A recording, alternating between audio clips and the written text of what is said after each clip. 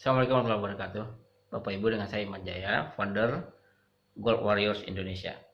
Pada kesempatan ini saya akan berbicara tentang tiga jenis emas yang biasa kita kenal ya. Yang pertama, emas perhiasan ya. Sesuai dengan namanya, tujuannya adalah untuk perhiasan. Jadi kalau emas perhiasan itu tidak cocok untuk dipakai untuk menabung atau investasi sebetulnya. Dan yang kedua, emas perhiasan itu biasanya tidak ada yang mencapai 24 karat, rata-rata 22 karat, 20 atau 18 karat dicampur ya, supaya dia bisa dibentuk menjadi perhiasan. Yang kedua adalah dinar. Dinar itu adalah koin, mata uang yang dulu dipakai di dalam kekhalifahan Islam ya. Beratnya 4,25 gram standar internasional dan rata-rata juga tidak 24 karat, tapi standarnya adalah 22 karat dicampur dengan perak. Nah, yang ketiga adalah emas logam mulia atau emas 24 karat. Nah, standar yang disebut dengan emas 24 karat itu kalau dia memiliki kadar emas 99,9%. Nah, kalau di Indonesia emas 24 karat itu berarti harus disertifikasi oleh PT Sukovindo. Jadi dulu yang mengeluarkan emas 24 karat itu hanya satu perusahaan, PT Antam BUMN punya pemerintah. Ya, contohnya seperti ini ya. Nah, ini misalnya keluaran Antam ya, 100 gram ini ya.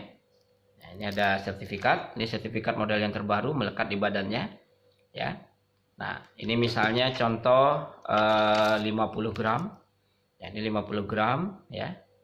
Nah, Antam ya, ini sertifikatnya melekat, ini model yang terbaru. Kalau sertifikatnya terpisah, sekarang melekat di badannya. Kemudian misalnya ini 10 gram ya. Nah, 10 gram, ini contoh 10 gram ya, sertifikatnya begini. Ini 25 gram ya, 25 gram ya, 25 gram, ini contoh seperti ini. Nah, beberapa tahun terakhir itu banyak perusahaan swasta yang muncul memproduksi dan mengeluarkan juga emas logam mulia ya.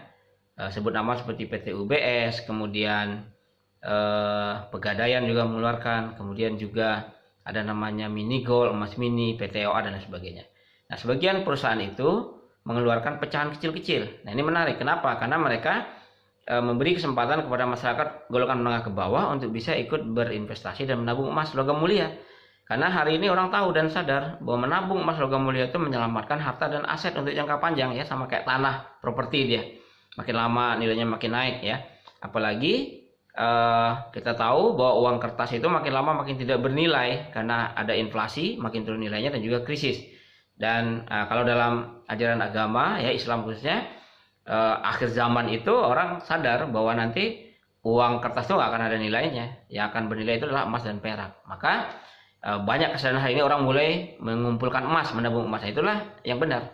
Saya juga menganjurkan Anda untuk mulai secara serius mengumpulkan, menabung emas logam mulia ya, bukan perhiasan khususnya. Kenapa? Karena logam mulia itulah yang paling tinggi nilainya untuk saat ini.